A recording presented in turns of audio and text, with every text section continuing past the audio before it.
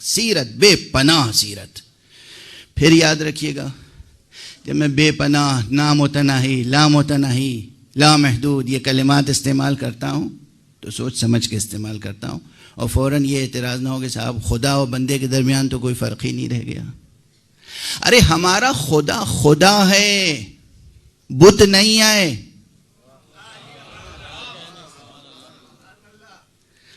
یہ بعض متکلمین نے اور بعض دینیات رٹ لینے والوں نے عجیب و غریب خدا سمجھ رکھا ہے، جس پر کبھی کبھی شاعر نے طنز بھی کیا ہے کہ زمان بخشے مکان بخشے جگہ جگہ ایک حرم بنایا، ہماری صورت گری نے آخر خدا کو بھی ایک صنم بنایا.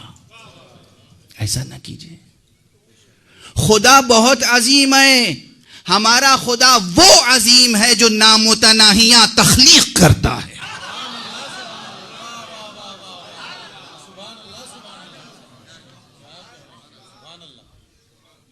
ہمارا خدا، ہمارا اللہ وہ عظیم ہے. متناہی چیزوں کی تخلیق کوئی ہنر ہے؟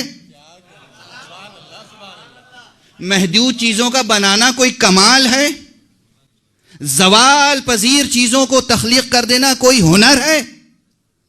ہمارا اللہ وہ ہے. اسی لیے اس نے خود کو کہا احسن الخالقین.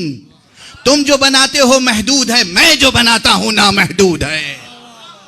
تم جو بناتے ہو وہ زائل ہو جانے والی چیز ہے، میں جو بناتا ہوں باقی رہنے والی چیز ہے. صلوات پڑھ دے محمد و آل محمد. ایک وہ گروہ ہے جو توحید کا سہارا لے کے اہل بیت کے فضائل کا انکار کرتا ہے. کچھ لوگ ہمارے یہاں پیدا ہو گئے توحید کا سہارا لے کر اہل بیت کے فضائل کا انکار.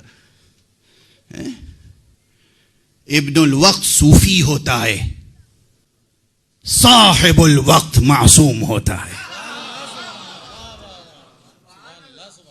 صاحب العصر، صاحب الامر، صاحب الوقت، کیا معنی ہے اس کے؟ یوں ہی محمل ترکیبیں ہیں، دل خوش کرنے کے لیے ہیں، سخن گسترانہ باتیں ہیں، شاعرانہ ترکیبیں ہیں. یہ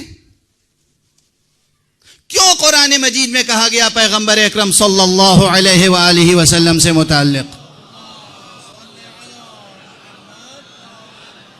کیوں کہا گیا وما علمناہ الشعر وما ينبغی لہ؟